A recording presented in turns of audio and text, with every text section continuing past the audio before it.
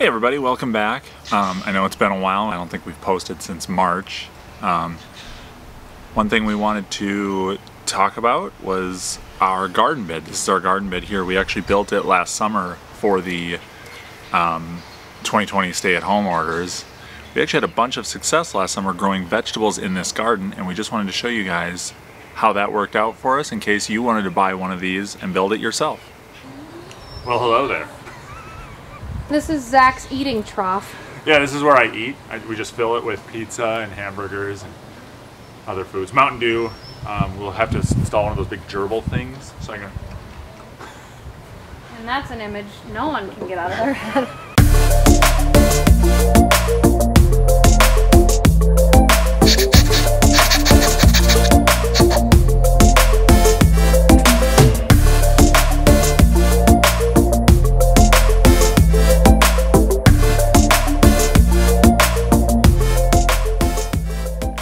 This is our garden bed that we put together, what, like a week or two ago? Feels like a year. Feels like a year ago. Time means nothing. And we've already grown some plants in pots. What do we grow again? Spinach and lettuce? Lovely. That's what we've grown thus far. All my work. Spinach. There's barely anything in there. Not so well. Just a little bit in there. I think it just needs more water than I've been giving it. And I think it also needs some fertilizer, which I have not fertilized them yet. We get rain later this week, so we're hoping to get these in today. Should get them today. It's 90% done. And then what? 90. Well, I meant the things built. The the container's here. The container's here. It's 90% done. There's no dirt. It's just putting in dirt and the seeds. There's nothing in there yet. The bottom's not even finished. What's the hand motion? I don't know. I'm weird on camera.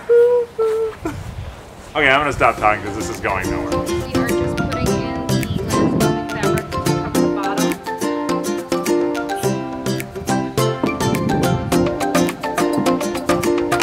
bottom. Staple gun that we bought specifically for Christmas lights. So the staples look weird. It's because they're meant to staple over a cord, but we didn't have another one, and this gets the job done. Nobody's gonna see it, so. Except for you.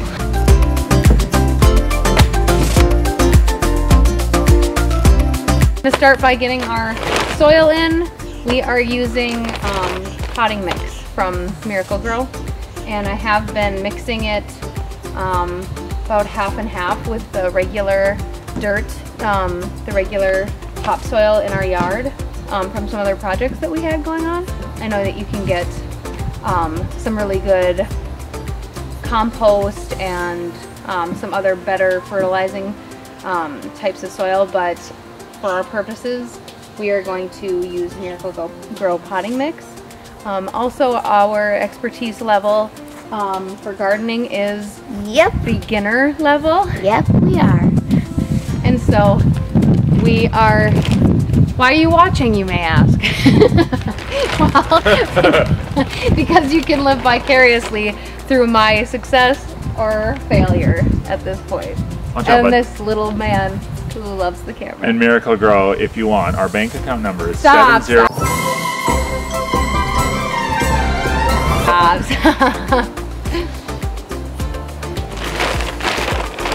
Okay.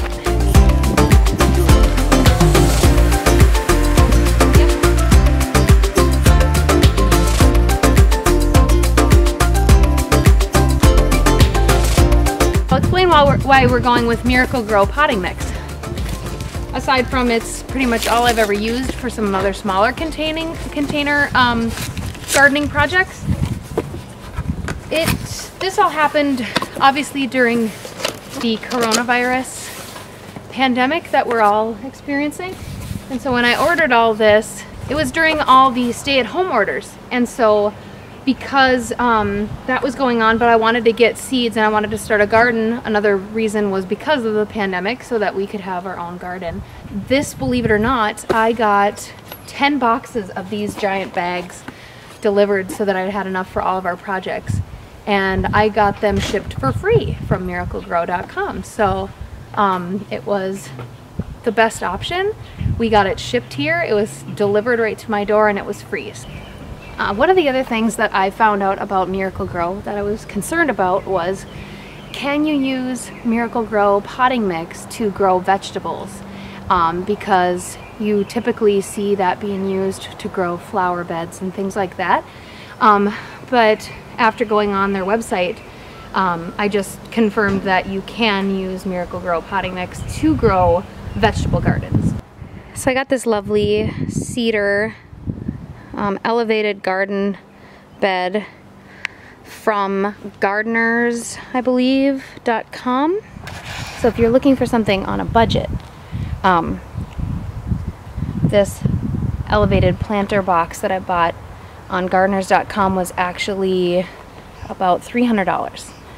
And normally I would try to just find a source of like a tractor trailer or like a retailer of ATVs, or you know, some retailer that gets large parts shipped to their store for you know, their ATVs and things like that, because they come in large wooden crates when they're shipped, and so you can get those for a lot cheaper and more affordable on a budget if that's something that you're interested in doing. But again, this all happened during the pandemic, so I wanted an option that I could have shipped here with stay-at-home orders in place.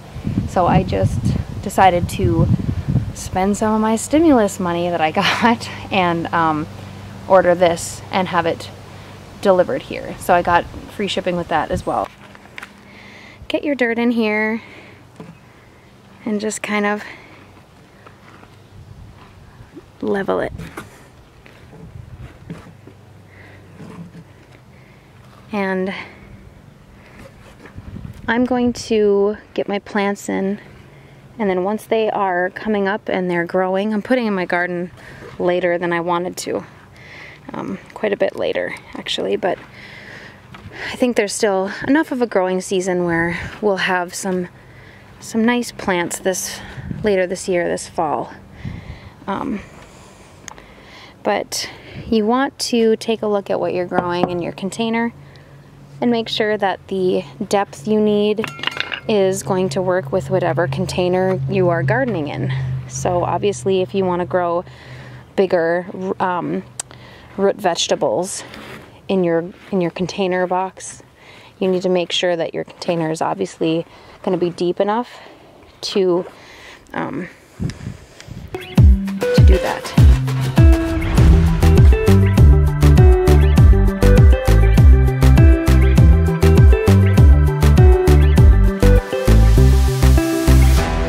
I've got most of this filled with dirt, and I have put a lot in here, and the reason is I'm going to be growing some carrots and some cucumbers in this cedar raised garden bed. So I just want to make sure that there is a nice 10 inches or more of soil so that there's plenty of room in the container to have them grow.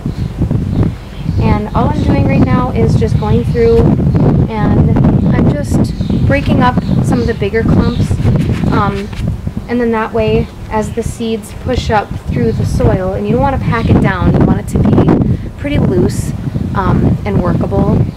If you pack it down too hard, the seeds are going to have that much harder of a time poking up through the dirt and the soil. So just going through and leveling it out and making sure that any of the larger clumps, you kind of just break them up just afterwards, in case when you are lightly covering up your seeds or you're burying your seeds however you're supposed to according to the packet, if there's a larger clump sitting on top of, you know, your soil and there's a seed underneath it, it's never gonna actually, you know, be able to push that off of there. So that's all I'm doing right now. I kind of went through and planned out where I wanted to space out my vegetables and everything like that. Okay, so for the first couple of rows here, I'm going to be planting some romaine lettuce in these first couple of rows, and it wants you to plant them, like if you read on the packet, it says to plant them farther apart. and I'm not going to. And the reason I'm not going to is because I know about how thick this row is gonna get, because this is, I planted it like that to begin with, how per their recommendation, and then I just kind of broadcast seeded the rest of it. And this one, it came up pretty patchy because I had some little friends who like to dig in my container pots, and I think it's probably chipmunks or squirrels or something. But that'll be a nice solid row, so that's plenty of space there between this row and the second row. The second row, I'm going to be doing some salad bowl mix, organic green. Next part is going to be dedicated to my baby carrots. And originally planning this out, on the packet it says to plant them about a foot apart, but I don't think I'm going to go that far apart. Mainly because I don't think that they're going to get that big and need that much space. So I think I'm just going to do the first row along here, and then I'm probably going to go to about another row right here and just kind of reorganize it, because these baby carrots are going to be my second set of crops. But then down here I'm going to be putting in some cucumbers. Then this section in the middle here is going to be for cucumbers. I'm just trying to give the cucumbers more space since they are a much bigger plant. And then on the end we're going to have some green beans that are bush beans. Now I'm going to go ahead and start seeding the garden.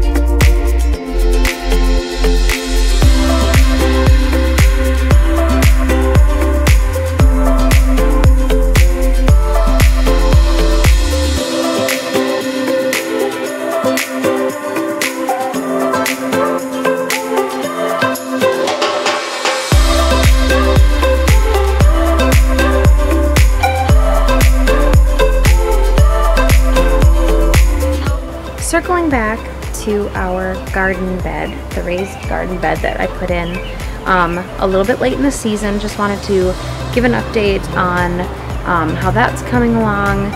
So the squirrel, I have mentioned the squirrel before, I'm sure, but he is just hell-bent on destroying my garden.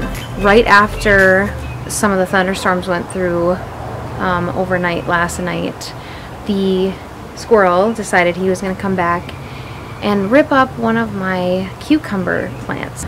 People are always like, oh, gardening, it's so great, it helps me calm down. Well, it has the opposite effect for me, because there's a squirrel that won't leave my plants alone. That aside, I wanted to show you guys how everything is coming together and how we do have a lot of plants coming up. I have a decent amount of growth going on. So I'm just going to show you some of those seeds and some of the destruction in the wake of my furry nemesis, who shall not be named. In effort to keep the squirrel out of my garden bed, I read online that you can use cayenne pepper to deter squirrels from going in your garden bed. So far I've tried cayenne pepper and it seems to be helping. It seems like it's working. I don't have anything dug up in my garden usually after I have put the cayenne pepper out. The problem with cayenne pepper is that you have to apply it every time it rains or anytime it gets wet or washes away, or if it's just been a few extra days and it's just blowing off of there. So you have to do it a lot and you have to use a lot of cayenne pepper, but it does seem to be helping and it seems to be keeping him out of the garden. So these are my 2 cucumber plants right here, and this plant here is the one that got tore up, and I found it just laying over here. Everything was torn up, the roots and everything. So I just buried it again and put it back in the soil because it was still pretty firm and it was very nice and moist because we had had all that rain. So I think I'm crossing my fingers that it's going to continue to grow and that it won't lose it. It doesn't seem to have drooped at all since I put it back in, so that's good. But I think I found it in time to get it back in the soil quick enough. But that squirrel just, I guess, pulled it up or for whatever reason. But this used to be a mound, because you're supposed to plant cucumbers in a mound, and it used to be a mound, but the squirrel has been in my garden digging it all up. So there's a lot of big potholes and stuff in here, and I haven't really re-leveled it or anything, just because I'm hoping that it looks to the squirrel. I'm hoping he just sees that his old spots are still dug up and that there's nothing there. I don't know if that makes any sense to a squirrel, but that's my hope, I guess, because I don't know, if I were a squirrel, I'd be like, oh, I already dug here, there's nothing else to eat. So that's my hope.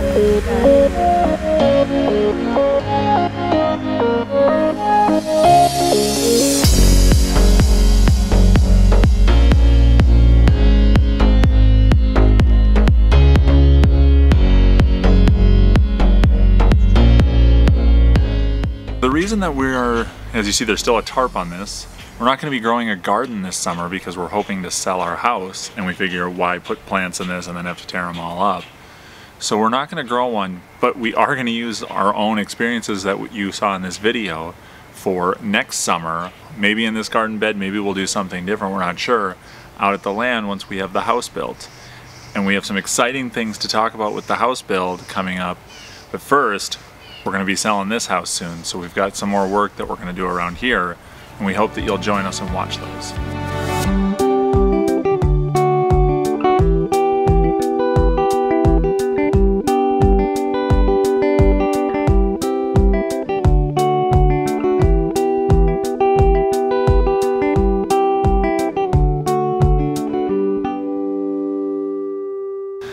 And we built it and we grew a bunch of garden.